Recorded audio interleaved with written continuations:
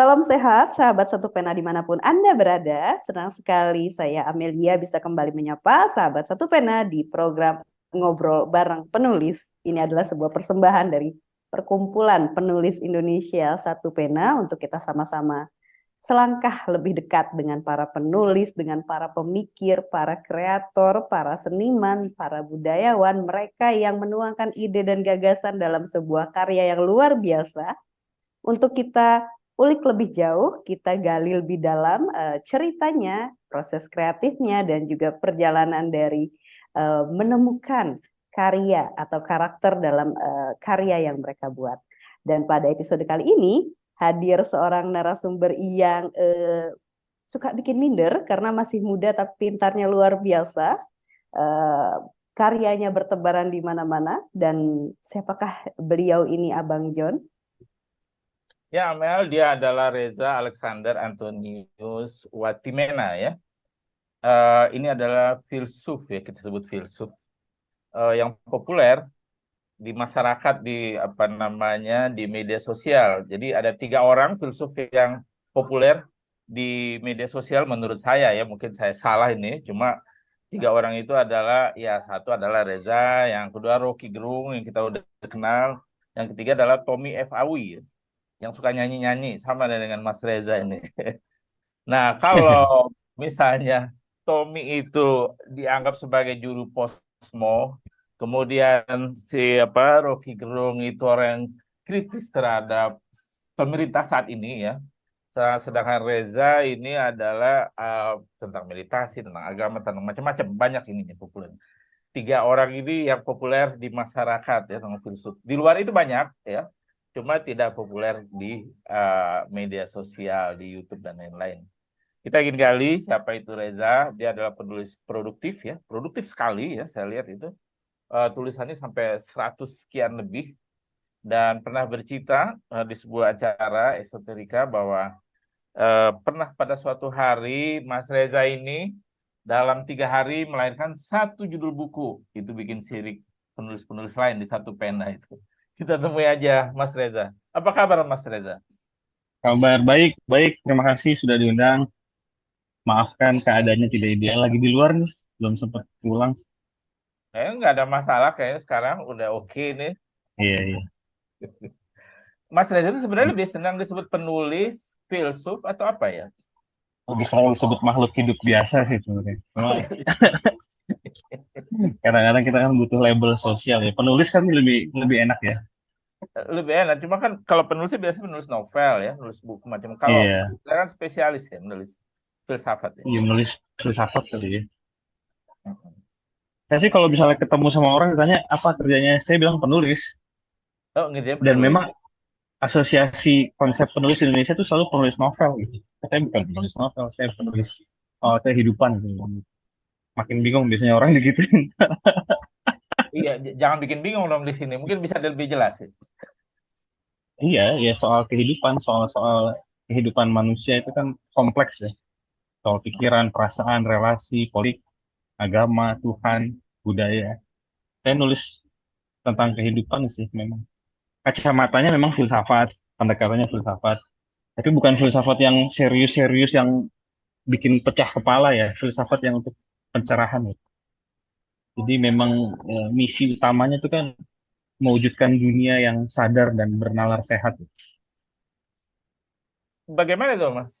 Menciptakan tulisan filsafat yang tidak memecahkan kepala, tapi yang ringan begitu. Yang bisa dipilah-pilah begitu kah filsafat? Saya juga perhatiin, buat saya sih itu mudah ya, tapi buat banyak itu ternyata sulit. Saya juga baru sadar itu, saya pikir semua orang bisa ya. Jadi saya teman-teman saya kalau nulis, kalau ngomong, kalau nulis itu apalagi soal filsafat ya, itu sangat rumit gitu. Karena saya mikir poinnya sederhana, cuma kok ngomongnya muter-muter, nulisnya muter-muter. Ternyata itu memang tidak bisa ya, sembarang orang ya, memang butuh latihan tersendiri ya. Nah kalau saya sih eh, pakai prinsip dulu diajarin sama Romo Magnis Suseno itu kan. Jadi kalau kalau nulis, kalau ngajar itu sebisa mungkin anak kecil pun bisa mengerti tulisan kita ya. Atau mau itu bisa ditangkap. Maka kita harus sangat pintar merumuskan konsep gitu, sehingga bisa diterima oleh sebanyak mungkin kalangan ya. Mungkin tidak bisa semua ya, tapi sebanyak mungkin kalangan gitu. Dan tulisan filsafat itu kan lahir dari kegelisahan ya. Kegelisahan ada masalah di dalam hidup yang banyak orang tuh stuck gitu, banyak tidak bisa menyelesaikan. Lalu saya coba, mungkin saya bisa bantu dari sudut pandang ini gitu.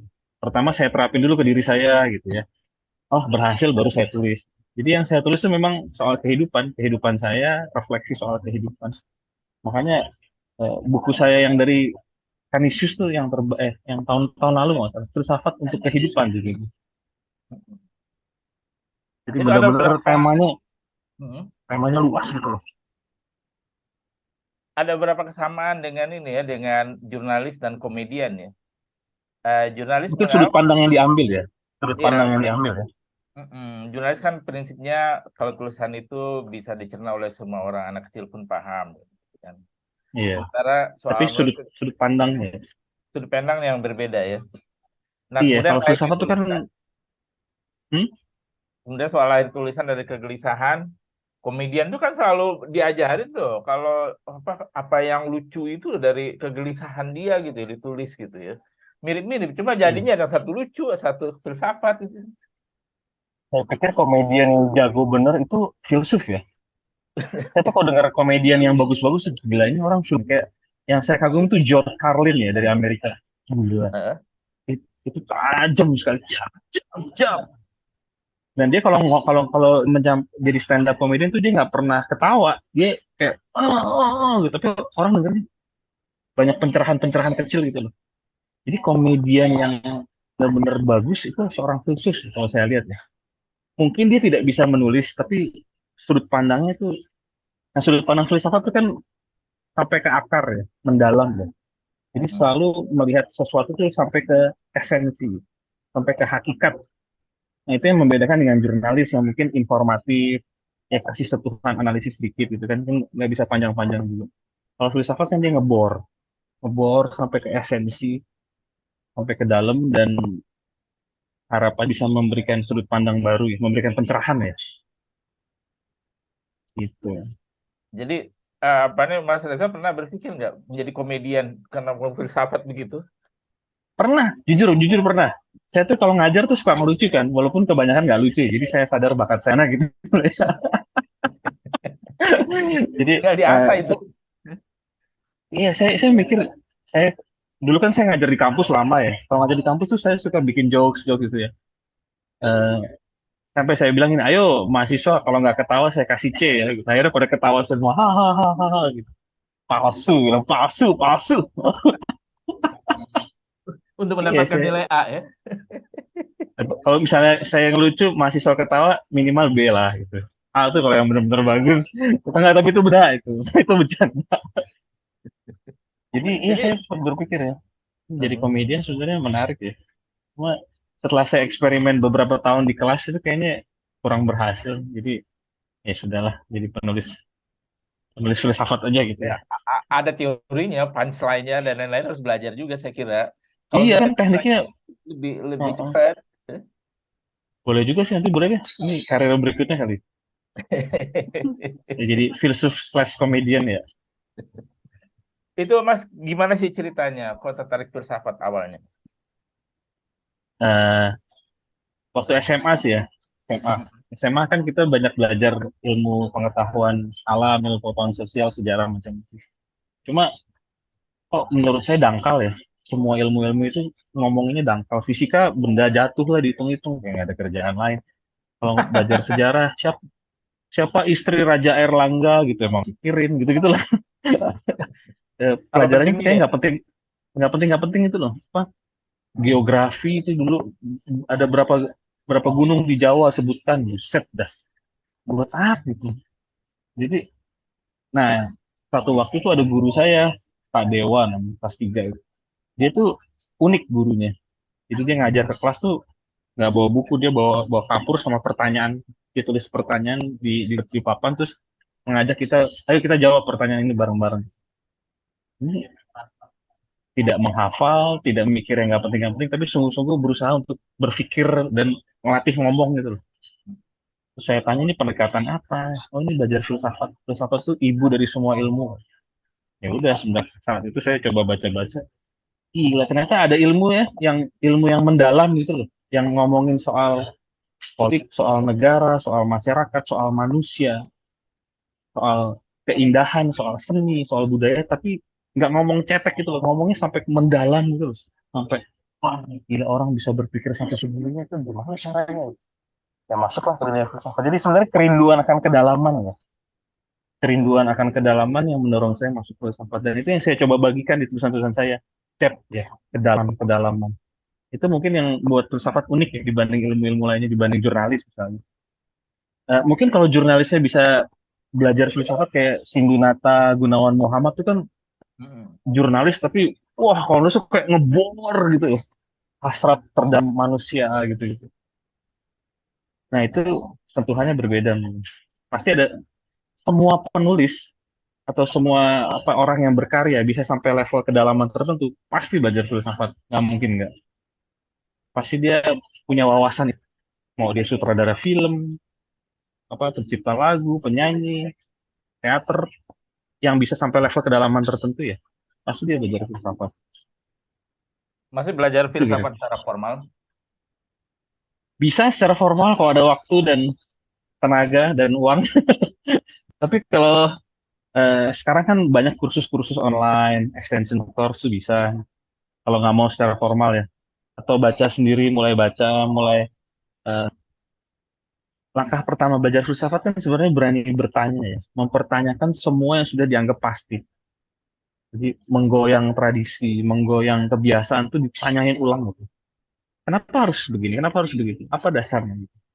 Bahasa Jerman itu begrundung. Begrundung itu pendasaran. Kalau saya berbuat begini dasarnya apa? Kalau saya berbuat begini dasarnya apa? Nah itu langkah pertama. Jadi digoyang semua lalu dibuat pendasaran-pendasaran yang lebih mendalam. Soal cinta, soal agama, soal relasi, soal kehidupan, kehidupan sebagai keseluruhan. Tapi Gitu. semua orang yang dianggap sebagai ahli filsafat itu lahirnya dari kampus ini. Belajar filsafat secara formal ya. Kalau sekarang mungkin iya kali ya. Tapi hmm, nggak juga sih ya. Nggak selalu begitu ya. Nggak selalu begitu. Dalam sejarah sih tidak selalu seperti itu ya. Filsuf-filsuf kayak Socrates, Plato itu tidak dari kampus ya, karena nggak ada Oh, kampus ini zaman zaman dulu itu agak juga. beda ya. Ini zaman abad sekarang ini nggak ada kayaknya Kalau orang yang abadnya, tanpa kampus ya. kalau abad sekarang mungkin iya, atau minimal pernah menyentuh kampus lah, pernah menyentuh dunia filsafat di kampus gitu ya. Tapi tidak harus ngambil fakultas filsafat murni gitu. Tapi ya filsafat itu kan kayak gudang pengetahuan ya, pengetahuan tentang kehidupan yang banyak sekali. Kalau belajarnya tidak sistematis susah juga. Memang mau nggak mau untuk abad 21 ini kalau mau menyelam ke dunia filsafat sebisa mungkin kita menyentuh pendidikan filsafat sistematik mungkin supaya dapat gudang pengetahuannya ya. Dapat sudut pandangnya gitu ya. Itu Itu mungkin kampus semacam sebagai katalisator ya, mempercepat ya pengetahuan, sebagai fasilitator lah, harus ada fasilitator. ya kehendaknya harus dari dalam. Nah kampus tuh nyediain buku, nyediain dosen, nyediain ruang lah, ruang belajar gitu, ruang ruang ruang refleksi kampus. Emang orang perlu ya, Mas Reza, berfilsafat. Iya, kalau saya sih apalagi abad 21 ini ya. Kalau Mm-mm. orang tidak belajar filsafat, dia bisa gila. Oh, ya, abad 21 bisa bisa kacau ini. Apa namanya? Ada kaitan antara filsafat dengan kesehatan mental ya kalau abad 21 ini. Bagaimana itu penjelasannya tuh? Kalau kita lihat di Jadi Indonesia ini ya, yang berpendidikan kan hmm, sedikit, kita baru berapa ribu lah sarjana ya. Yang iya, lainnya kan nggak sekolah, mungkin mendengar kata filsafat aja belum pernah dia gitu kan, gitu. Tapi iya. baik-baik aja tuh gitu ya. Bagaimana Eh, menjelaskan kehidupan dan filsafat itu? ini kalau orang tidak menyentuh filsafat ya, maksudnya tidak menyentuh dunia filsafat, satu kemungkinan besar dia akan eh, menjadi dalam tanda kutip budak tradisi ya. Budak tradisi itu ya, ya kamu tradisinya apa, kamu akan ngikut aja gitu loh. Tradisinya apa gitu. Jadi dan tradisi itu kan kebanyakan pandangan dari masa lalu yang sudah tidak lagi sesuai ya dengan zaman sekarang ya. Jadi dia akhirnya meneruskan praktek-praktek yang sudah tidak relevan. cara berpikirnya ketinggalan zaman, itu disebut epistemic lag ya, ketertinggalan cara berpikir. Itu Mm-mm. yang sederhana ya. Jadi kalau orang nggak pernah menyentuh dunia filsafat, dia akan menjadi tradisi. Dia akan ngikut aja.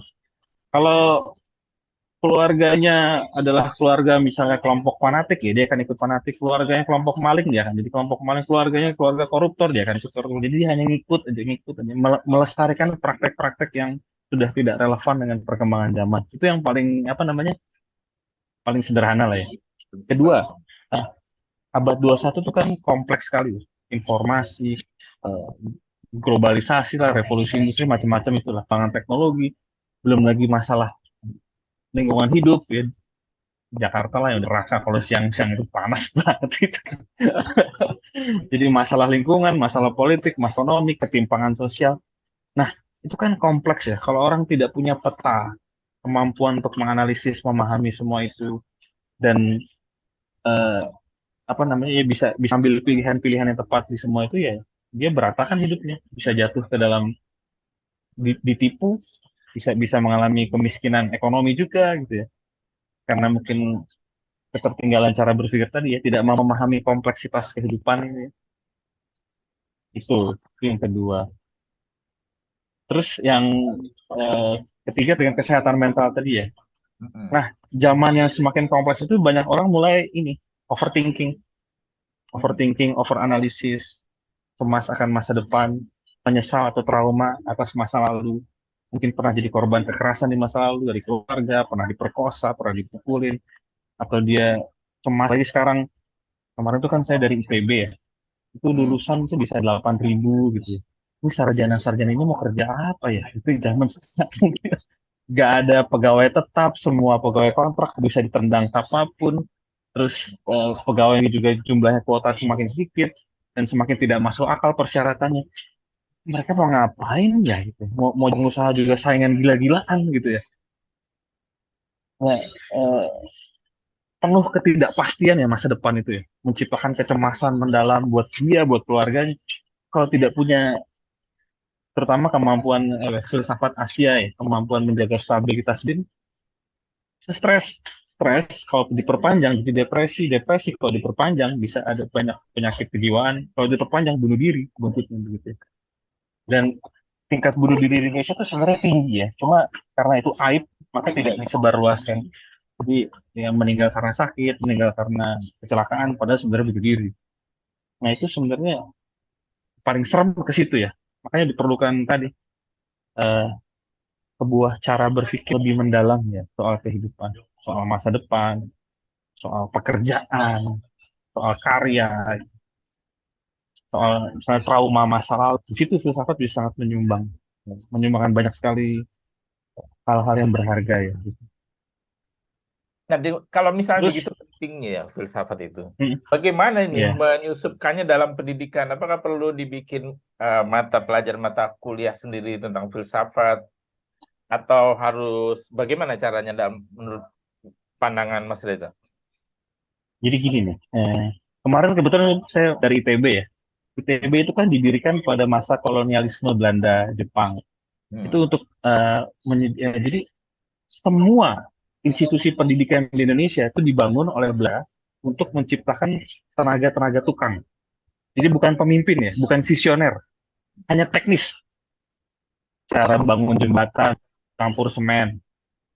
Tapi Hmm. jangan dia berpikir soal eh, masa depan demokrasi gitu lah ya.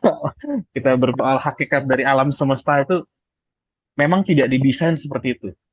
Jadi semua institusi pendidikan Indonesia warisan dari Belanda, PB, UI, Erlangga, Gajah Mada itu dari Belanda semua.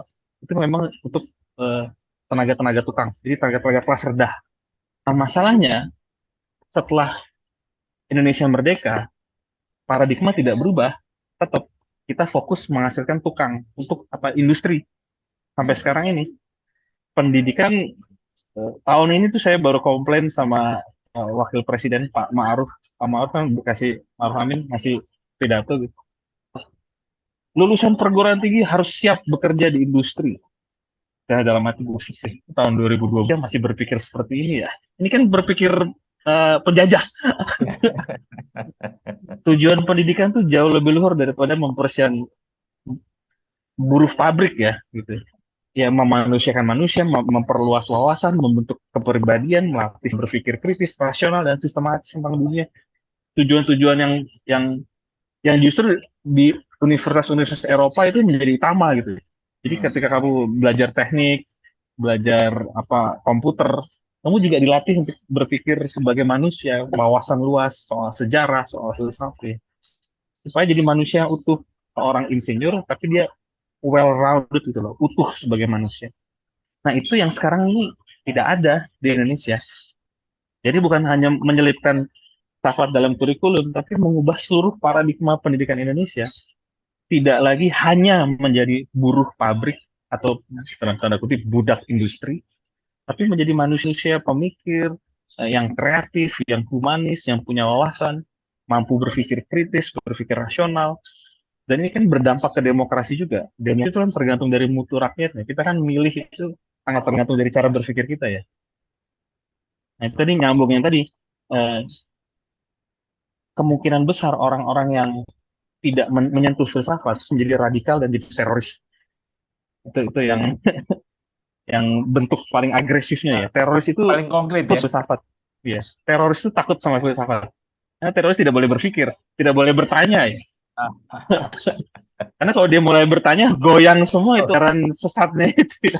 nggak jadi dia dari teroris, pasti batal ya. Nggak jadi kan. Karena apa arti hidup ini? Dia bawa bom, dia mikir gitu, dia nggak jadi gitu ya. Apa pendapat Plato soal manusia? Ketika dia mulai mikir gitu, dia nggak jadi bawa bom gitu. Bahwa manusia punya sumber-sumber kebaikan yang inherent di dalam dirinya. Ketika teroris itu batal dia jadi teroris, langsung jadi penyair mungkin. Tapi kan Jadi persoalan, gitu, jadi hmm, mengubah paradigma pendidikan Indonesia tadi benar-benar ke arah yang seharusnya pendidikan itu, pendidikan yang sejati. Nah, nanti filsafat diselipkan di semua fakultas itu teknis ya, itu bisa dipikirkan. Tapi paradigma pendidikan besar sendiri harus digeser dan menteri pendidikannya harus dipilih yang benar, jangan CEO Gojek disuruh jadi pendidikan ya beginilah jadi kayak gitu kan. Mengabdi pada istri ya jelas lah sih menteri pendidikannya juga nggak ngerti pendidikan, akhirnya bikin slogan-slogan yang bikin pusing aja, merdeka ini merdeka itu. Gimmick-gimmick yang tidak substansial ya, tidak esensial gitu. bukankah Ya kita gitu. harus menghadapi realitas bahwa penduduk ini banyak sekali gitu ya. Jadi kita seleksi memang dari awal, ini memang kelasnya pekerja gitu. Ini kalau pemikir ya silakan lanjutkan sendiri gitu. Kayak di Cina gitu kan, coba kalau disuruh mikir semua, siapa yang bikin peniti, bikin mobil-mobilan, nanti kan nggak ada tuh. Iya. Eh, emang bikin nggak bisa jadi pemikir juga? Bisa dong. Ya kalau dia berpikir gitu, dia nggak mau jadi buruh ya. Eh, Bagaimana enggak menjelaskan? juga sih. Enggak juga ya. Jadi apapun profesinya, mau dari tukang sampah, security, sampai mungkin profesor, menteri gitu. Apapun profesinya, dia harus minimal pernah menyentuh filsafat ya dalam hidupnya. Gitu. Sehingga dia sebagai manusia itu utuh gitu. Tadi misalnya Hmm. pembuat peniti ya, dia bekerja di pabrik peniti gitu. Lah, Hmm. pabrik itu kan kita berhubungan sama orang. Kita mesti ngomong cara ngatur orang, kita mesti belajar memahami cara berpikir orang lain. Kita harus berpikir kritis, melihat perubahan jam. Ini peniti sekarang modelnya gimana nih? Bisa nggak diubah jadi peniti digital? Gitu-gitu loh. Jadi Hmm. itu kan itu hanya bisa eh, dicapai jika pembuat itu punya punya kemampuan berpikir yang lebih luas gitu ya, yang punya wawasan yang luas. eh, tukang sampah, kalau dia belajar filsafat dia akan sadar saya adalah manusia paling penting di republik ini. Gitu. Coba kalau tukang sampah mogok, mati kita semua. Bayangin deh tukang sampah mogok ya, hancur Jakarta, hancur dia kalau tukang sampah mogok. Tapi kalau menteri satu nggak kerja, nggak ada yang peduli gitu ya, semua jalan terus. Tapi tukang sampah satu hari nggak kerja aja, satu komplek tuh bisa bau kayak apa. Jadi, nah satu bentuk kalau filsafat Jerman ya, itu kan kesadaran diri ya, bahwa saya sadar diri saya siapa dan apa peran saya di dunia ini. Ketika tukang sampah bisa punya pemahaman itu, ini baru tukang sampah yang kritis. Tetap bekerja sebagai tukang sampah, tapi dengan kesadaran baru bahwa saya berperan penting dalam roda peradaban. Bener sih, bener banget itu. Kalau kayak Kalau saya kita gitu, berpikir gitu, kita nggak jadi tukang sampah dong, Mas Reza. kenapa enggak bisa juga? Apalagi kalau dia sadar tadi, tukang sampah adalah manusia terpenting di Republik ini. Gini, kalau kalau saya nggak nulis sebulan nggak ada yang peduli. Paling nanya, Marisa kok nggak nulis? Ya, yang peduli lah hidup berlangsung. Tapi kalau tukang sampah sehari nggak kerja, Nah, kerasa protes semua warga dampaknya ya. negara.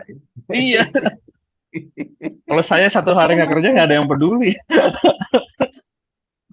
Apa Ya, jadi itu perjalanan apa itu? menemukan kesadaran yang holistik itu kan bukan sesuatu hal yang bisa dijalankan oleh setiap orang tuh Mas Reza. Artinya untuk belajar filsafat menemukan kesadaran yang holistik sebagaimana Mas Reza katakan. Bagaimana kita bergesekan? Katakanlah kita masyarakat umum, tukang sampah atau tadi pembuat peniti atau kita misalnya ibu rumah tangga gitu ya.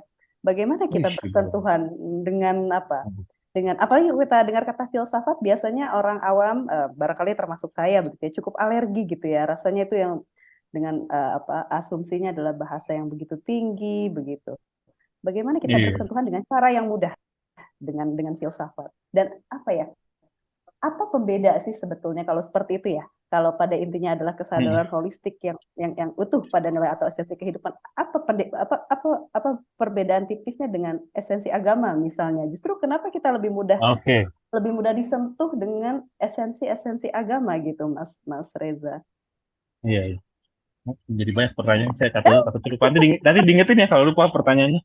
Ya, Jadi gini, eh, filsafat itu sudah alami di dalam kodrat manusia. Jadi semua manusia itu secara alami adalah filsuf. Mm-mm. Coba sama anak umur 45 tahun lah. Dia kan banyak sekali pertanyaan. Saya itu sering dulu waktu ponakan saya masih kecil, saya mau keluar rumah kan. Mau keluar rumah, keluar motor. Om Eca mau kemana? Mau kerja. Kerja apa? Ngajar. Ngajar apa? Ngajar filsafat. Filsafat itu apa? Jadi kerinduan untuk tahu lebih dalam ya, untuk tentang kehidupan itu sudah alami dalam diri manusia. Pada dasarnya semua orang adalah filsuf. Minimal bakat potensi itu sudah selalu ada. Hasrat untuk ingin tahu itu sudah selalu ada. Nah, dalam perjalanan lewat sekolah, lewat agama tadi, hasrat bertanya tadi dibunuh. Jangan nanya-nanya, bikin pusing. Biasanya orang tua gue. Jangan nanya macam-macam, udah ikutin aja. Ya, itu tadi perbedaan antara filsafat dengan agama. Filsafat mendorong orang untuk mencari, berpikir dalam, refleksi, bukan pijat refleksi ya, maksudnya menelaah kembali gitu ya.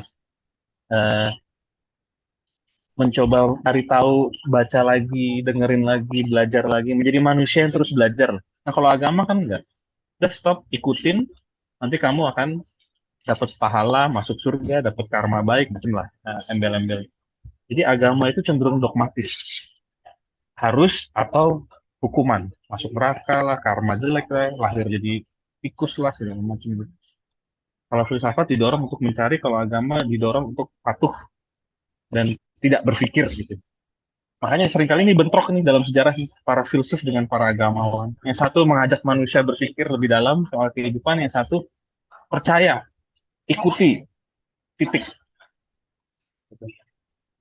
Makanya negara-negara yang maju biasanya agamanya lemah karena orangnya sudah berpikir ya, sudah nggak bisa dikibul-kibulin pakai kayak gitu-gitu ya. Tapi negara-negara yang belum maju biasanya sangat dikungkung oleh agama karena takut ya, takut takut berpikir. Karena kalau kita berpikir kita akan mulai komplain, mulai mengajukan tuntutan-tuntutan yang lebih tinggi gitu ya. Soal ekonomi, soal politik, macam-macam. Mulai berani mempertanyakan pandangan-pandangan lama gitu, praktek lama gitu. Nah, itu yang Jadi apa? pertama tadi. Jadi itu sudah alami. Hmm. Terus Apa kalau di kita Indonesia tinggalkan ya, agama? kenapa kenapa? Apa kita tinggalkan agama aja nih biar maju? Tapi bukan Mungkin kenapa bersentuhan soal apa ya? Kenapa justru yang ada di sini di masyarakat kita umumnya begitu ya, lebih mudah disentuh dengan lebih atau bukan mudah ya, lebih lebih gencar begitu ya disentuh-sentuh soal agama daripada soal seperti tadi awareness, kesadaran holistik, apalagi jika dikaitkan dengan Mas Reza katakan mental health gitu ya. Justru erat kaitannya kalau di sini bukan ke oke kita dalami lagi diri kita, apa tujuan kita hidup segala Karena macam. pendidikan ya, Balik lagi ke seperti saya pendidikan. bilang, paradigma pendidikan kita kan masih pendidikan kolonial. Patuh, hafalkan, pakai seragam, baris, masuk kelas, gitu kan. Modelnya masih kayak gitu kan. Jadi pendidikan yang membuat kita jadi, kalau kata Michel Foucault tuh pemikiran Prancis, tubuh-tubuh yang jinak, kayak yang sudah dijinakkan gitu, kayak sapi yang sudah dijinakkan gitu. Nah, agama cocok tuh kayak gitu, hafalkan, patuhi, pakai seragam, dan udah jalan udah kayak kayak apa ya? Kalau filsafat kan enggak, jangan kan pakai seragam gitu. Kadang-kadang nggak mau pakai baju gitu. Kenapa sih harus pakai baju? Panas begini gitu gitu loh. Jadi pendidikan kita memang masih pendidikan kolonial, pendidikan penjajah Belanda, sehingga pendidikan semacam itu cocok untuk berkembang biak mental agama-agama yang tadi agama-agama dogmatis istilahnya ya, agama-agama yang dogmatis. Tapi tentu saja yang namanya manusia itu kan seperti saya bilang, hasrat bertanya, hasrat berfilsafat itu dorongan alami. Pemberontakan udah di mana-mana ini sekarang. Penulis-penulis, eh, seniman, penyair itu semua sudah mulai memberontak. Ini pengap, pendidikan seperti ini pengap gitu. Makanya banyak yang mulai memberontak lewat film, lewat tulisan, lewat lagu. Banyak sekali lah di Indonesia pemberontakan di mana. Tinggal pemerintahnya bisa menangkap ya pemberontakan itu, mengadopsi paradigma yang lebih mencerahkan ya soal pendidikan terutama, Termasuk dengan lewat Zoom memasukkan ini ya Mas ya, paradigma. pemberontaknya ya. Hmm? Pemberontakannya Gimana termasuk gimana? lewat pemberontakannya termasuk lewat Zoom ini ya kita bahas. Iya, biasanya seniman, orang-orang yang kreatif itu kan tidak bisa ini ya, dibekap ya, nggak bisa ya. Ya, ya, ya. Sutradara, pembuat film, penyair, itu kan nggak bisa. Mereka kan berteriak soal kehidupan berkarya. Bahkan di zaman rezim otoriter Orde Baru, di zaman Nazi aja, suara-suara itu masih kenceng. Gitu. Jadi karena itu Ini Mas Reza, alami kita manusia. kita kejauhan nih, saya kalau kelamaan ini. Iya, Kita masuk soal buku ya, soal bukunya. temanya. Eh, boleh dikasih ini ya, Pak, bagaimana cara Mas Reza itu menulis? Pertama yang saya perhatikan ya, itu bahasanya gampang ya, saya mudah mengerti. Kan kalau saya baca buku filsafat yang biasa, ampun deh ya, kadang-kadang Iya, saya panjang juga. gitu kalimatnya saya nggak ngerti. Nah, Saya juga terus gitu. sangat produktif ya. Bagaimana itu rahasianya, Mas Reza? Jadi saya banyak belajar nulis dari Gunawan Muhammad sama Sindunata ya, promo Sindunata. Dan Hmm. mereka menulis dengan mengalir bahasa sehari-hari, apa pilihan-pilihan katanya juga nggak rumit, tapi sangat mendalam. Apa, sebenarnya itu sangat mendalam. Dan itu memang harus latihan sih ya. Saya latihan bertahun-tahun, puluhan tahun latihan bisa nulis kayak gitu. Eh, itu menjadi sebuah disiplin ya. Jadi tadi ada kegelisahan. Jadi pertama ada kegelisahan tadi soal dunia, terus ada sudah punya gudang ilmunya, dan harus ada disiplin. Saya setiap hari nulis. Teman saya selalu bilang, ya lu udah pensiun nggak sih? Gue nggak pensiun sampai mati, sampai detik napas gue terakhir, gue akan terus nulis gitu. Saya tiap hari nulis. Apapun yang saya kerjain, saya 2 sampai 3 paragraf saya nulis itu. Kalaupun satu hari itu sibuk banget, malam-malam tuh udah pakai pakai celana dalam sama apa ya, BH lagi sama kutang doang saya nulis gitu. Kalau nggak bisa tidur. Itu disiplin ya. Itu yang sering orang lupa dipikir tuh apa bakat, eh, apa namanya, dapat inspirasi, tapi itu disiplin. Disiplin harus dibangun setiap hari gitu. Dan saya memang punya dua dua jalur ya. Yang pertama nulis filsafat populer itu untuk website, untuk koran biasanya. Yang satu adalah nulis ilmiah yang memang untuk para filsuf ya, untuk jurnal ilmiah. Jadi saya berkarya di dua bidang. Nah, ini yang penelitian yang sangat akademik, yang mungkin yang baca paling 5 orang. Nah, ini satu lagi yang tulisan filsafat populer yang baca bisa sampai ratusan ribu mungkin. Itu Mas Reza dalam arti belajar pada Gunawan Muhammad dan Pak Sindunata itu dalam arti formal atau mempelajari Hmm. tulisannya kemudian meniru atau gimana? Saya baca terus tulisan mereka itu. Saya baca terus ya. Eh, Kayaknya mereka juga nggak kenal saya sih gitu. Saya belajar dari kejauhan lah, dari kejauhan. Tapi kalau kita baca catatan pinggir itu rumit loh. Rumit saya mohon. Heeh. Berbeda dengan Iya. Mas Reza. Mas Reza itu sangat clear. Menurut saya tulisannya ngalir enak gitu ya. Saya nggak perlu baca dua Iya. kali. Kadang-kadang kalau catatan pinggir itu saya baca, oh, ini apa ya? Balik lagi kenapa gitu. Iya. Mas GM kan, apalagi dia pakai bahasa Perancis gitu kan. Heeh. Iya, iya. Ya, ambisi Nurata saya baca deh kalau Mas GM saya sudut pandangnya itu loh. Dia selalu ngambil sudut pandang yang unik dan mendalam gitu. Saya perhatikan Gitu. kalau tulisan catatan pinggir itu gampang saya cerna, ya. Artinya Mas GM itu menulis langsung tanpa baca-baca. Dia kepepet Hmm. waktu. Nah, dia tulis. Enak juga, tulisannya bagus, bagus banget ya. Nah, itu Iya, saya iya. lebih suka ya, daripada dia baca dengar teman-teman kan di Tempo itu kalau dia baca apa menulis catatan pinggir dengan persiapan yang panjang, diambil buku, dikutip apa gitu. Nah, itu agak Iya, rumit ya iya, pemahamannya ya. Tapi kalau dia iya, tinggalkan tuh iya, buku iya. enak kayaknya biasanya begitu. Iya, saya yakin kadang-kadang unsur spontanitas itu juga penting ya. Jadi tidak perlu terlalu banyak pikir, langsung tek, tek, tek, tek, tek, gitu. Itu saya baca dari Zen itu. Jadi yang disebut Wu Wei kalau bahasa Cina itu artinya bertindak tanpa tindakan, artinya spontan. Banyak tulisan-tulisan saya yang dalam tanda kutip menyebar itu lahir dari spontanitas ya. Dari the state of no mind, ya. Kondisi tanpa berpikir. Nah, itu dimensi lain ya, dimensi perbedaan antara filsafat Eropa dan filsafat Asia ya. Filsafat Eropa kan sangat penuh konsep, filsafat Asia lebih spontan, lebih alami, lebih mengalir. Ini kalau dikombinasikan dahsyat ini.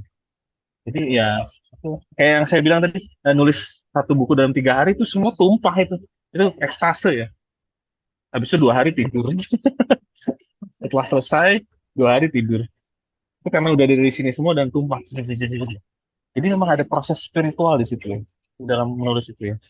Spiritual dalam arti dia melampaui intelektual, melampaui proses kognitif. Dia naik ke Cerita lagi level dong Mas, berikutnya. soal menulis buku 3 hari itu jadi satu buku itu buku apa dan bagaimana itu prosesnya Mas? Jadi eh, saya merumuskan sebuah teori ya, Hmm. namanya teori transformasi kesadaran. Hmm. Jadi ini bibitnya sebenarnya udah lama gitu ya. Terus satu hari tuh saya ngomong sama sama dosen saya, mentor saya, lah, guru saya, Pak Francisco Budi Hardiman. Oke. Kita ngobrol-ngobrol dan dia saranin, coba pandangan-pandanganmu ini dibuat sistematik, ya. Dibuat konsep yang sistematik. Terus saya sambil lalu dengar itu. Terus, tapi entah kenapa weekend itu tiba-tiba kok ini kepala kayaknya kayak mau mau tumpah gitu, kayak ada yang mau tumpah gitu ya. Ya udahlah, saya akhirnya bikin bagan pakai pensil gitu bagan gitu. Terus saya baca bagannya saya lengkapin, terus saya tulis slip gitu. Jadi ya langsung berarti sekitar 60 halaman ya, buku tipis sih 60 halaman. Ya, sebuah teori transformasi kesadaran yang saya coba rumuskan sendiri. Sekarang udah di kedua ya, jadi sudah 120 halaman sekarang. Itu akan revisi terus ya, karena teorinya berkembang terus ya. Bagan itu Jadi seperti apa Mas? Apa seperti mind mapping atau seperti ya eh, seperti main mind mapping seperti ya? mind mapping ya. Nah, misalnya kesadaran tuh ada berapa pemahaman gitu ya. Nanti ada Hmm. tingkat-tingkat kesadaran dan tingkat kesadaran ini ada akar sejarahnya, lalu ada relevansinya. Jadi benar-benar gitu ya. Tapi itu semua saya nggak ngacu ke buku ya, itu semua udah ada di sini gitu loh. Jadi kayak tumpah ya kayak Itu segmen tapi bukan buat filsuf, bukan yang ilmiah. Itu yang populer atau gimana? itu gabungan antara keduanya ya. Itu ilmiah sekaligus populer. Karena soal soal kesadaran ya, dan kesadaran itu kan menyangkut semua manusia. Soal memperluas kesadaran, meningkatkan mutu kesadaran itu kan sangat penting untuk tadi. Kesehatan mental, keterbukaan cara berpikir, kebijaksanaan, dan kebahagiaan hidup ya. Sampai ke sana menyentuhnya. Cuma saya memang karena itu sebuah teori, saya harus kasih referensi kan. Oh ini ngacu ke sini nih, ngacu ke sini ya. Karena itu adalah sebuah karya ilmiah gitu. Jadi ya kombinasi ya antara yang ilmiah dan yang populer itu teori transformasi kesadaran. Nanti teorinya udah tahu memang ya, tinggal dituliskan, ambil referensinya dari buku mana apa gitu ya. Iya, Tapi 3 hari itu sistem termasuk itu Mas. iya tinggal tinggal sistematiknya. apa namanya, uraian teorinya sudah di sini, cuma kan dibuat sistematik, dibuat bagan, lalu cari referensi. Referensinya mah sudah ada semua, kan saya udah puluhan tahun ngumpulin buku-buku. Oh, misalnya saya ngomong soal kesadaran holistik tadi yang tadi Mbak Amel bilang, kesadaran holistik ini kan bukan teori saya, ini saya pernah baca di buku ini gitu ya. Akhirnya saya ngacu ke dia gitu, saya ngacu ke dia. Mas Reza berapa tahun sih umurnya? Udah puluhan tahun ada teori di sini.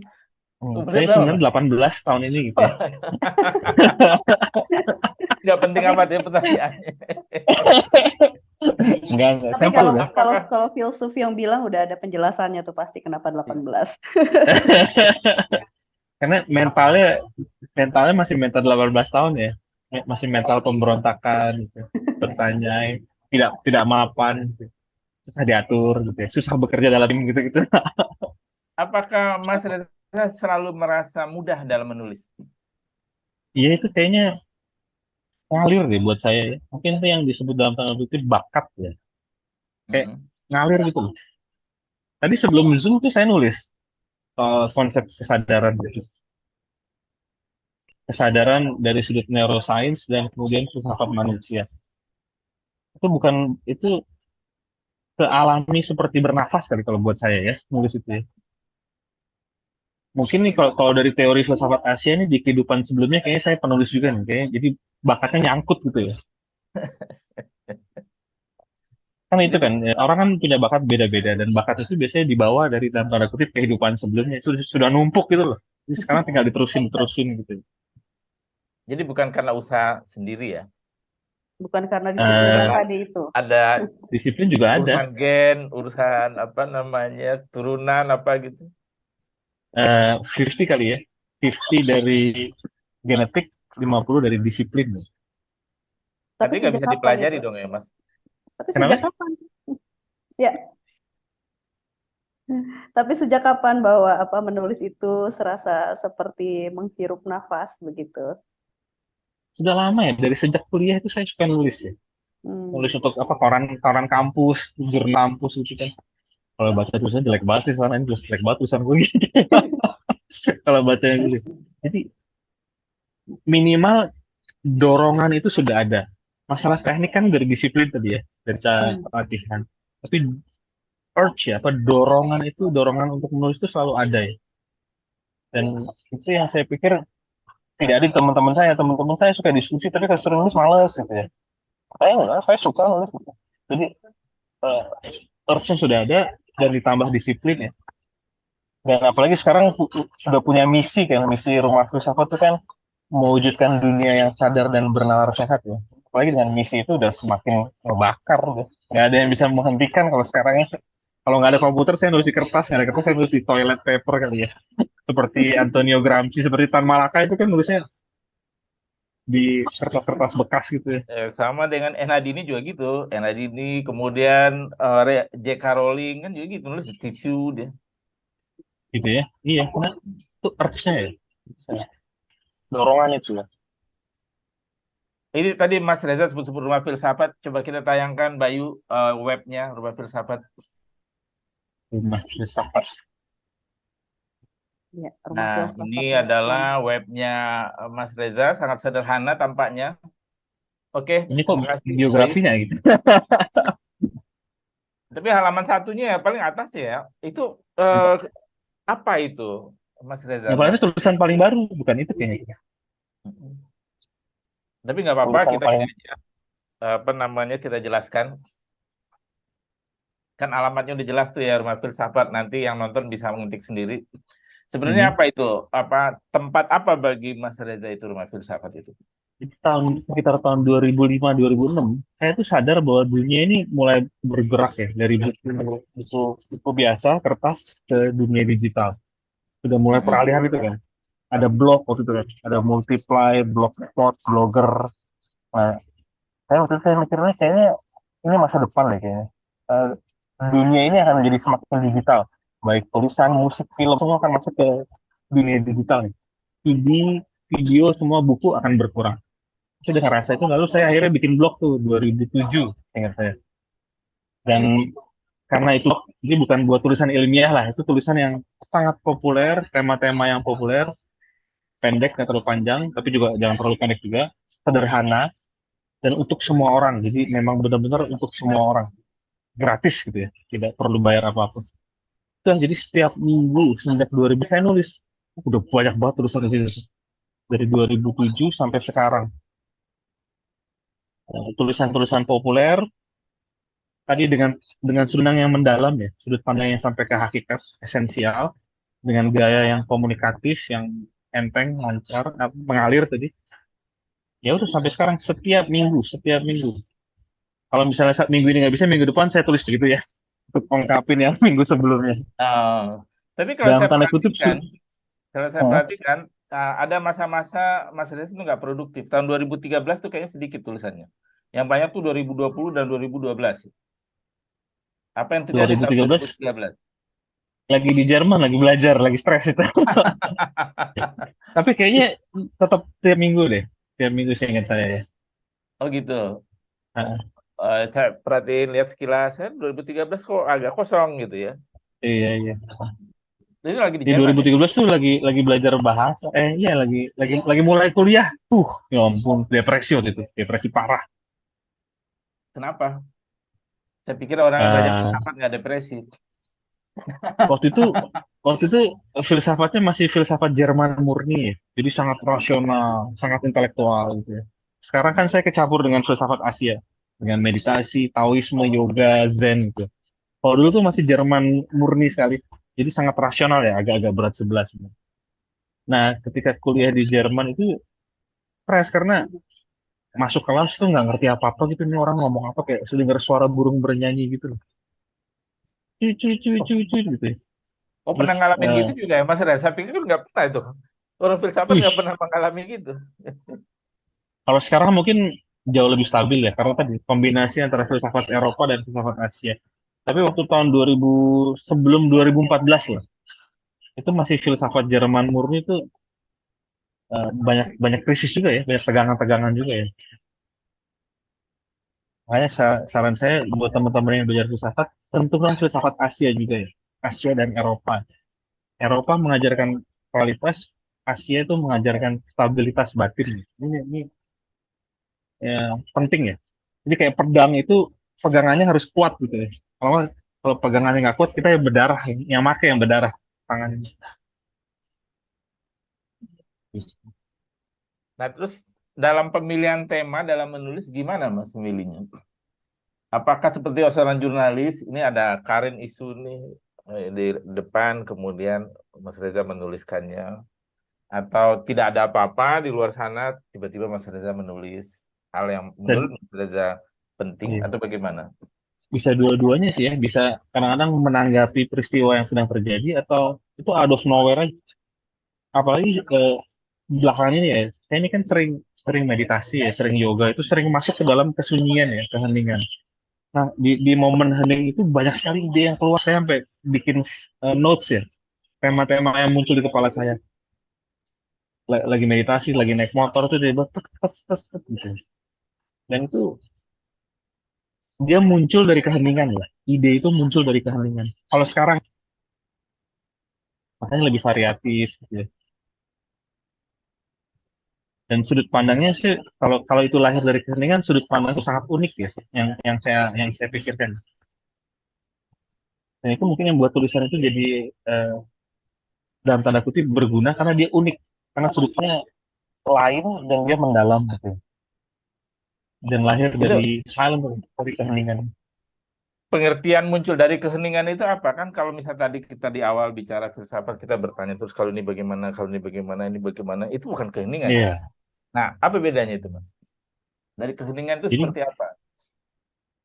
jadi kita masuk ke pertanyaan klasik ya. Dari mana pengetahuan manusia muncul? Oh, ini pertanyaan epistemologis nih. Hmm. Pertanyaan filsafat. Dari mana pengetahuan muncul? Biasanya orang dapat pengetahuan dari baca, dengar, atau dia diskusi sama orang gitu ya. Tapi itu ada satu cara belajar, cara mendapat pengetahuan. Ada cara mendapatkan pengetahuan yang lain yang tidak membutuhkan interaksi panca indera. Artinya tidak perlu dilihat, tidak perlu dengar, tapi muncul dari yang disebut tadi emptiness loh, kekosongan, keheningan itu. Nah ini biasanya eh, jalan yang ditempuh oleh para master-master yoga di India, Cina itu ya. Jadi mereka masuk ke dalam emptiness, keheningan. Dari situ mereka kemudian berbuat sesuatu ya, entah berpuisi, entah buat gerakan kungfu gitu ya, atau nulis gitu ya. Nah saya belakangan ini saya coba mengakses itu yang disebut Akashic record ya. Kalau di term teknisnya ya, Akashic itu dari kata akash ya, atau akasha, itu artinya ruang, space. Nah itu cara belajar yang tidak tidak ada di Eropa, juga tidak ada di pendidikan gitu. Jadi kita mendapatkan pengetahuan itu seperti mendownload langsung dari alam semesta. Ini saya ngomong ini terkesan kayak dukun ya, tapi emang itu yang terjadi ya. Jadi Kan filsafat, ya, filsafat. pengetahuan yang lahir dari ruang, dari space. Dan space itu eh, dapat kita akses kalau kita hening. Dan itu tidak harus ke gunung atau ke hutan, bisa juga ya, kalau sempat ya, kalau ada kemungkinan ke gunung atau ke hutan. Tapi justru di tengah keramaian ibu kota ini pun kita juga bisa belajar hening. Makanya belajar zen, meditasi juga tuh supaya di kemacetan Jakarta yang sudah nggak masuk akal tuh saya bisa tetap hening. Dan dari situ lahir macam-macam ya. Macam-macam ide untuk nulis, untuk macam-macam lah, untuk ngasih kuliah atau untuk ngebantu teman saya, ngebantu saudara gitu. Nah ini yang saya pikir cara belajar atau proses pembentukan pengetahuan yang masih asing ya di Indonesia ya. Belajar dari alam semesta, bukan dari buku atau dari dengerin ya. Kan tadi Mas Reza bilang kalau dari kemacetan lalu muncul apa gitu ya, masuk ke keheningan, kan Mas Reza sukanya motoran ya. Oh iya suka banget, ini baru dari Bandung Nah, bolak-balik nih. kalau motoran tuh ada keheningannya nggak bisa nabrak tuh kan stabil ya. Nah itu disebut apa? Eh, Keheningan yang sadar. Jadi bukan Nah, keheningan yang bengong itu, gitu ya. Itu ngeblank. Jadi fully aware, sangat sadar. Sadar artinya sadar apa yang terjadi di sekitar ya. Ada suara, suhu udara, ada orang. Tapi tidak ada konsep yang terbentuk. Kesadaran tanpa konsep. Jadi hening tapi sadar. Nah itu paling enak tuh buat naik motor tuh. Sepenuhnya sadar karena kan ada truk lah, ada bus, ada motor. Tapi kita tidak membentuk konsep di kepala. Ngalir aja semuanya. Semuanya ngalir. Cuma apakah mungkin itu perlu karena latihan untuk begitu? iya perlu latihan.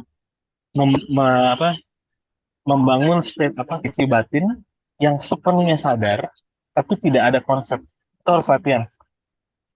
Karena seperti saya bilang pendidikan kita di Indonesia itu kan isinya hafalan semua konsep konsep konsep konsep konsep konsep. Saya pernah saya punya ponakan, saya pernah baca ulangannya kan. Siapakah istri kedua dari raja siapa gitu? Ya, ini siapa yang peduli ya istri kedua dari seorang raja yang hidup 700 tahun yang lalu?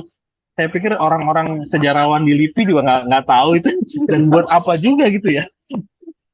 Jadi pendidikan kita tuh isinya konsep-konsep kosong dan akhirnya kita tidak biasa untuk sadar penuh, tapi tanpa konsep tuh nggak bisa.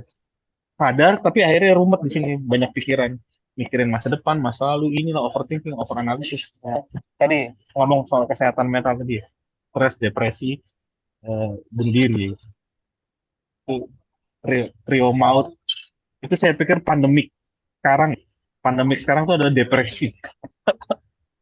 Silent pandemic, jadi pandemik yang hening, bukan pandemik yang heboh di media massa, tapi dia tidak diberitakan, tapi dia eh, ratusan juta orang mengalami itu di seluruh dunia ya. Nah, ini tuh sekarang masih soal buku ini, Mas Reza. Mas Reza kan perhatiannya pada banyak hal ya. Kalau ngeliat Ya, tulisannya itu beragam sekali, mulai politik, budayaan, bahkan soal seks dan lain-lain gitu ya. Apakah iya. Mas kalau menulis itu mesti selesai dulu satu hal, misalnya buku ya. Buku itu harus Mhm. selesai dulu baru pindah ke buku yang lain atau bisa paralel gitu, Mas? Bisa paralel. Eh, Kayak sekarang saya lagi nulis konsep kesadaran menurut Christoph Koch. Christoph Koch itu neuroscientist dari Jerman. Jadi itu sangat ilmiah. Tapi saya juga nulis soal eh, buat blog ya, dengan beragam temanya itu karena gantian aja gitu. juga kalau baca buku, saya baca buku bisa baca 5 buku sekaligus ya, pindah gitu ya, biar nggak bosan. Jadi ya bisa bisa berbarengan paralel semuanya. Kalau baca buku 5 buku sekaligus itu ngebaca atau cari referensi atau apa? Kalau baca buku itu kan misalnya misal novel ya, nggak Nah, mungkin kan begitu kan, misalnya dari awal oh sampai iya. akhir. Buku ini agak beda kan, Eh, buku ilmiah ya. ada yang buku ilmiah, ada yang buku spiritual, lebih ke bacaan ringan sih ya, bukan bukan untuk referensi juga ya. Referensi ada sendiri yang tadi untuk nulis teori. Saya malah nggak bisa baca novel. Nggak sabar saya baca novel. Kadang-kadang kalau baca novel tuh, ini ada sepupu saya di depan nih, penggemar novel. Kalau baca novel tuh kadang-kadang 5 halaman tuh cuma mengapa gunungnya biru, awan cerah gitu-gitu. Aduh, pas. Kalau baca buku non fiksi kan satu paragraf tuh, oh ini lalu kita bisa berhenti mikir gitu, baca lagi, jadi padat gitu lah. Kalau novel tuh kan dia banyak deskripsi ya. Saya nggak kuat saya baca novel. Dulu Nggak waktu bisa menikmati. SMA saya senang, Mhm. nggak bisa. Saya coba nih kemarin beberapa minggu lalu saya coba baca novel, ya. Nggak bisa. Stamina-nya udah nggak kuat gitu ya. Kan belum lagi Tapi kalau tokohnya baca banyak. puisi Ini bisa. ini siapa lagi? Ini siapa lagi? Ini siapa lagi? Kalau Gimana baca puisi bisa menikmati. baca puisi? Hmm. Bisa Oh, menikmati bisa, nggak? bisa. Hmm. Kadang-kadang saya iri Karena sama pendek. puisi ya. Eh, dengan beberapa kata dia bisa mengatakan yang tak terkatakan itu loh, puisi itu loh. Saya kadang-kadang kok bisa ya milih kata begini ya. Nggak semua puisi sih, banyak juga yang saya anggap absurd dan tanda kutip sampah ya. Tapi ada beberapa puisi yang saya sangat respect gitu loh. Eh, sesuatu yang misalnya filsuf gitu ya. Dia nulis dalam dalam berapa paragraf itu dalam 3-4 kata bisa ditangkap gitu loh oleh seorang penulis puisi gitu. Itu yang saya kagum dan kena gitu ya. Dan memang puisi-puisi yang saya dalami sekarang lebih puisi-puisi yang mengacu pada pemikiran Asia ya, puisi Zen, puisi-puisi tentang tadi emptiness ya, kekosongan ya. Jadi bukan puisi-puisi romantis itu yang kadang-kadang agak absurd ya, tapi puisi-puisi yang memang ada nuansa spiritual, nuansa filosofi. Tadi soal ruang yang disebut emptiness, tempat di mana orang bisa belajar di situ itu juga ada beberapa puisi-puisi klasik dari India yang saya suka baca ya. Artinya memang puisi Rumi dalam filsafat dalam format puisi gitu ya. Jadi bisa bukan dikatakan puisi begitu kali ya. arsip seperti iya, filsafat Kayak dalam misalnya format puisi. saya juga lagi baca Rumi ini kan, Jalaluddin Al Rumi itu juga puisi-puisinya kan dia banyak puisi ya, ada puisi cinta dan ada puisi mistiknya. Saya yang puisi mistiknya itu, gila dia bisa begitu ya. Dia seperti mengatakan apa yang ingin saya katakan dalam 2 kata, 3 kata gitu. Rumi ya, Rumi. Puisi. Kan ada puisi cinta, ada puisi yang lebih tua. Saya baca puisi mistiknya dia, puisi-puisi mistik. Mm-mm. Tetap aja ada Gitu. kaitannya dengan filsafat ya. Nggak mungkin puisi murni keindahan, misalnya Iya. puisi Sapardi Tapi Djoko mungkin tadi ya, Damono gitu. eh, Hmm?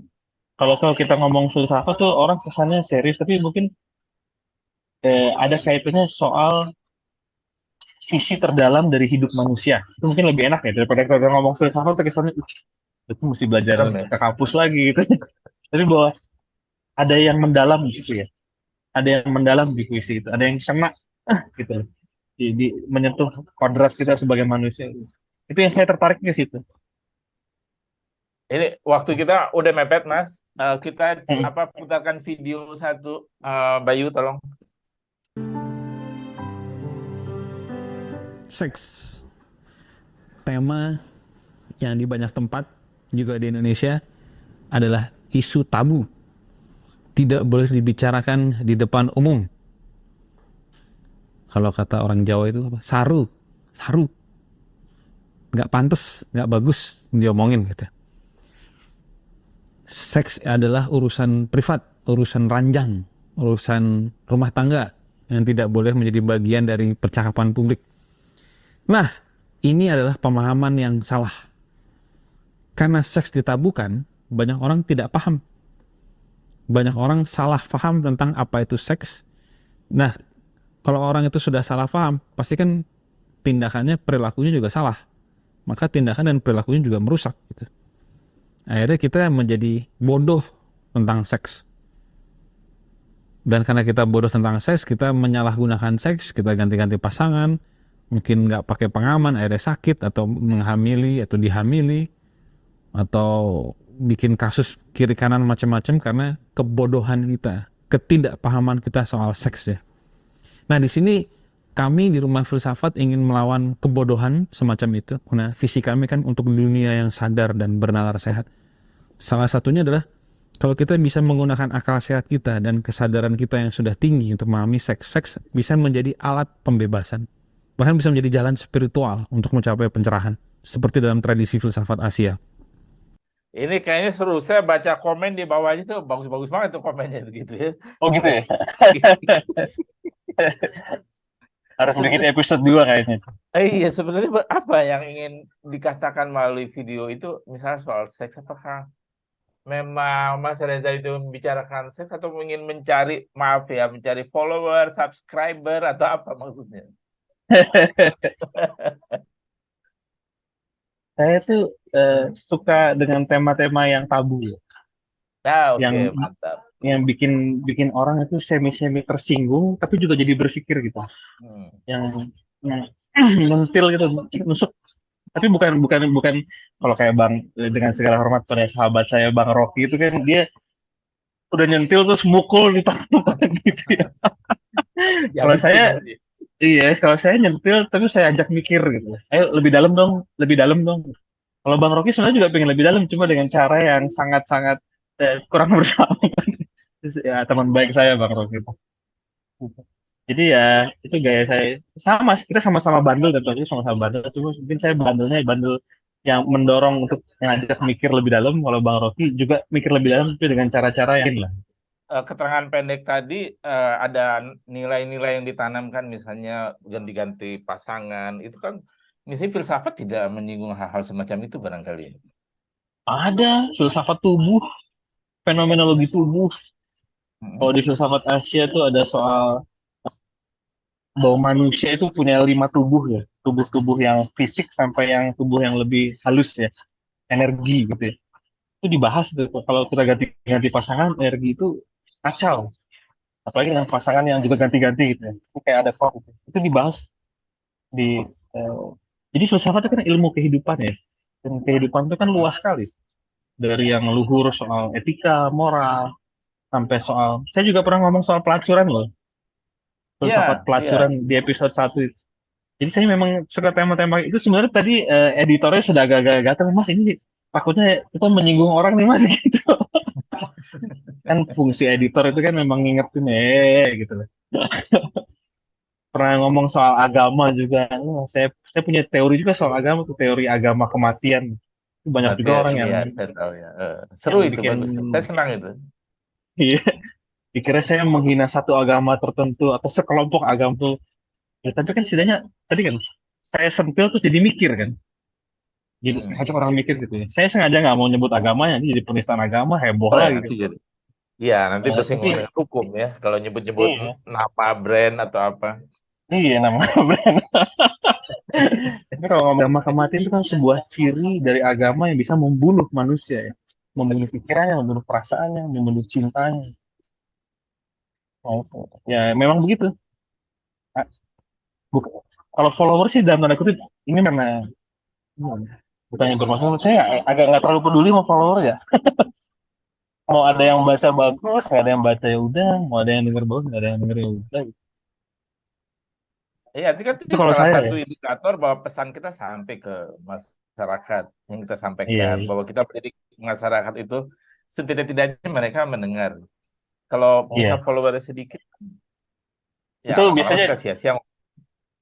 kalau yang podcast itu kan ada manajernya tuh. Biasanya manajernya yang mikirin follower.